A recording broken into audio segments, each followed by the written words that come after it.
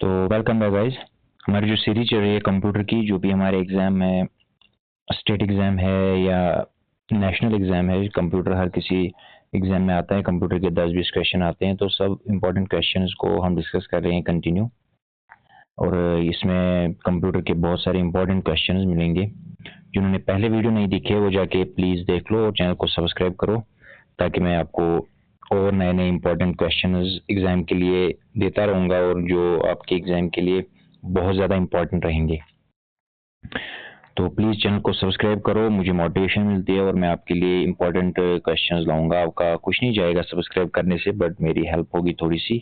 तो I will be very thankful to all of you. तो start करते हैं क्वेश्चन नंबर 1 से। इसमें से कुछ इजी होंगे, लेकिन कुछ ऐसे होंगे जो आपने पढ़े नहीं होंगे या एग्जाम के लिए इंपॉर्टेंट होंगे, तो आप प्लीज़ ध्यान से पढ़े देखें। www स्टैंड्स फॉर, तो ये आपने देखा ही होगा, www जो स्टैंड्स फॉर होता है वर्ल्ड वाइड वेब। ठीक है, थोड़ी सी एक्सप्लेनेशन के साथ देखेंगे। www is the collection of interlinked web pages accessed through the internet known as world wide web। तो इसे कहते हैं कलेक्शन होता है। क्या होता है कलेक्शन? एक झुंड होता है, मिला हुआ होता है किन से? इंटरलिंक्ड वेब पेजेस से। जो वेब पे जो भी पेज होते हैं ये आपस में मिले हुए होते हैं, इंटरलिंक्ड होते हैं, अंदर से ये लिंक होते हैं और एक्सेस होते हैं कैसे? थ्रू द इंटरनेट, जिसे हम कहते हैं वर्ल्ड वाइड वेब। ठीक है, question number 2, which two main components form the CPU. तो कौन से दो कंपोनेंट्स होते हैं कंप्यूटर के जो बनाते हैं सेंट्रल प्रोसेसिंग यूनिट को? तो बेसिकली है वो ALU, that is arithmetic logic unit and control unit. ठीक है, थोड़ी सी एक्सप्लेनेशन देखेंगे। ALU एंड कंट्रोल यूनिट, इसका आंसर रहेगा the CPU consists mainly of arithmetic logic unit. तो जिसे हम क्या करते हैं, मैथमेटिकल क्वेश्चंस करते हैं, जिसे हम कैलकुलेशंस बोलते हैं। एंड कंट्रोल यूनिट जो क्या करता है, मैनेज करता है किनको? ऑपरेशंस को। ठीक है, question number 3, if a computer has more than one processor. अगर कंप्यूटर को मोर देन वन प्रोसेसर होगा, एक से ज्यादा प्रोसेसर होंगे, तो उसे हम क्या कहते हैं? उसे हम कहते हैं मल्टी प्रोसेसर। ठीक है, तो मल्टी प्रोसेसर सिस्टम यूजेस 2 और मोर सीपीयूज। इस मल्टी प्रोसेसर सिस्टम में क्या होता है, हमारा जो नॉर्मल लैपटॉप होता है या सीपीयू होता है, सॉरी लैपटॉप होता है या डेस्कटॉप होता है, उसमें क्या होता है, सिंगल प्रोसेसर यूज होता है। चाहे विंडोज का रहेंगे, मैकिन्टोश का रहेंगे, एप्पल का रहेगा मैकिन्टोश। ठीक है, किसी और कंपनी का, एचपी का, लेनोवो, डेल, तो इनमें से क्या है, मल्टी सिंगल प्रोसेसर होता है, सिंगल एप्लीकेशन होती है इनमें। जो सीपीयू होता है वो सिंगल होता है, जिसमें से सिस्टम सॉफ्टवेयर होता है सिर्फ एक ही होता है। लेकिन जो कंप्यूटर जिसमें एक से ज्यादा प्रोसेसर यूज होते हैं उसे कहते हैं मल्टी प्रोसेसर, और उसमें दो सीपीयूज होते हैं जिनमें अलग अलग क्या होते हैं, सॉफ्टवेयर होते हैं, सिस्टम सॉफ्टवेयर। उससे क्या होता है, उससे प्रोसेसिंग पावर इसका बढ़ जाता है। ठीक है, question number 4, a computer that provides database services to other computers on a network। तो कंप्यूटर में कौन सा प्रोवाइड करता है डेटाबेस सर्विस बाकी कंप्यूटर्स को एक नेटवर्क सिस्टम में? ठीक है, उसे कहते हैं डेटाबेस सर्वर। एक्सप्लेनेशन थोड़ी सी देखेंगे।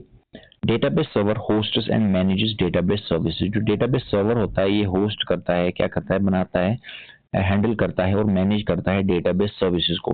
रेस्पॉन्डिंग टू क्वेरीज, ये जो क्वेरीज होते हैं उनको रेस्पॉन्स देता है फ्रॉम क्लाइंट मशीन्स के थ्रू। ठीक है, which of the following is an example of real time operating system usages. तो रियल टाइम ऑपरेटिंग सिस्टम में एग्जैक्टली टाइम पे, मतलब आगे पीछे नहीं होना चाहिए, एग्जैक्ट टाइम पे जो रियल टाइम ऑपरेशंस होते हैं, सिग्नल्स होते हैं, वो किस में आते हैं? वो आना चाहिए हमारा किसमें? Air traffic control. Which of the following is an example. ठीक है, ये क्वेश्चन है हमारे पास, इसमें आंसर जो रहेगा एयर ट्रैफिक कंट्रोल रहेगा। Real time operating system is used where responses must be guaranteed with in strict time. That means ये ऐसा सॉफ्टवेयर है, रियल टाइम सॉफ्टवेयर है, जिसका रेस्पॉन्स इसका होना ही होना है। That means guaranteed with in strict time, किसी एक लिमिट, टाइम का जो लिमिट होता है उसके दौरान इसका जो रेस्पॉन्स मिलना चाहिए। Such as air traffic control system, for example air traffic, जो हमारे हवाई जहाज चलते हैं उनको लैंडिंग करने के लिए, उनको उड़ने के लिए हमें एग्जैक्ट टाइम पे एग्जैक्ट इंफॉर्मेशन मिलनी चाहिए। ये नहीं होगा कि आगे कोई 2 मिनट बाद, 3 मिनट बाद वो नहीं चलेगा। ठीक है, ठीक है, उसमें ये ज्यादा इंपॉर्टेंट रोल अदा करता है। क्वेश्चन नंबर 6 है हमारे पास, Which type of computer is used for weather forecasting and complex scientific calculations? तो वो कौन सा कंप्यूटर है जिसमें हम वेदर फोरकास्टिंग देखते हैं कि मौसम कब चेंज होगा, कैसे क्लाइमेट, कैसे वेदर चेंज होगा, अभी क्या चल रहा है, अभी धूप, कल धूप होगी या बारिश होगी या और कुछ होगा, तो इससे हमें किस सिस्टम से पता चलता है, उनको कहते हैं हम सुपर कंप्यूटर्स। जो फंक्शन होती है सुपर कंप्यूटर में ये फंक्शन होती है, बाकी कंप्यूटर्स में ये सब नहीं होता है। Supercomputers provide extremely high processing power to tasks like, उनमें से हाई प्रोसेसिंग जो पावर होता है जिसे जो टास्क परफॉर्म करती हैं, कौन से काम करती है, क्लाइमेट मॉडलिंग करती हैं, साइंटिफिक सिमुलेशंस हमारा करती हैं। ठीक है, क्वेश्चन नंबर 7।